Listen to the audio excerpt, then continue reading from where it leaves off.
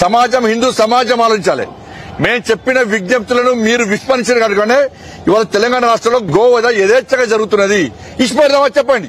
ఇలా మా కార్యకర్త ఇలా చావు బతుకు మధ్య కొట్లాడుతున్నాడు. ఆయన బతుకుతాడా చస్తాడా తెలియదు. ఆయనే పేద కుటుంబం, గుడిసెలుంటాడు. ఆయనే తిండికి లేదాయనకు. అలా భార్య పిల్లలకు వాళ్ళ అమ్మ చాలా బట్టలు లేవు, కాళ్లకు చెప్పులు లేవు, చినిగిన బట్టలు వేసుకొని తిరుగుతున్నారు. ఈయనట 5 లక్షలు అడిగిండట. ప్రశాంత్ సింగ్ అనే వ్యక్తి ఇవాళ గోరక్షకుడు కాదు, అనేక సంవత్సరాలుగా బజరంగ దళ్ కార్యకర్తగా గోరక్ష చేస్తున్నాడు. ఎన్ని లక్షలు సంపాదించాడు మరి ప్రశాంత్ సింగ్? ఎన్ని బిల్డింగ్లు అనుకున్నాడు? ఎన్ని బట్టలు కొనుక్కున్నాడు?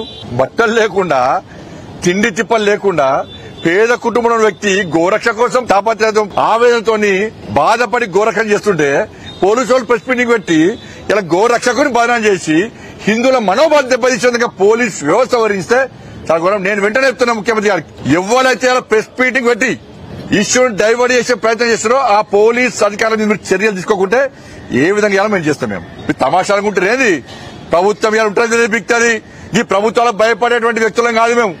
జుబ్లీస్ ఎన్నికలు ఉన్నాయని చెప్పి హిందువులందరూ ఓటు బ్యాంక్ మారుతారని చెప్పి ఒక వర్గం ఓట్ల కోసం మీరు హిందూ సమాజాన్ని హేళన ప్రయత్నం చేస్తారా? క్షమాపణ చెప్పండి ముఖ్యమంత్రి గాని, పోలీసు వాళ్ళు క్షమాపణ, డీజీపీ క్షమాపణ చెప్పండి. అలా రివాల్వర్ పెట్టుకుని గోరక్షణ కాల్చినప్పుడు క్షమాపణ చెప్పండి. వాళ్ళ కొంచెమన్నా సిగ్గుండాలి, అక్కలు ఉండాలి, కొంచెమన్నా మాట్లాడడానికి. పోలీసులను ఒత్తిడి తీసుకొచ్చి ప్రెస్ మీటింగ్ పెట్టించి బదనాం చేస్తారా మీరు? కాబట్టి మళ్లీ నేను హెచ్చరిస్తున్న ప్రభుత్వాన్ని, తప్పుడు ప్రచారం బంద్ చేయండి. మీరు ప్రభుత్వం వెంటనే పోలీసు వాళ్ళు వాళ్ళ వ్యాఖ్యలు వెనక తీసుకోవాలి. మీరు క్రియేట్ చేసి వీళ్ళతో వాళ్ళతో స్టేట్మెంట్ ఇప్పిస్తే హిందూ సమాజం నమ్మదు. దాని మీద వెంటనే పోలీస్ అధికారుల మీద చర్యలు తీసుకోవాలని చెప్పి వాళ్ళ భారతీయ జనతా పార్టీ డిమాండ్ చేస్తా ఉన్నది.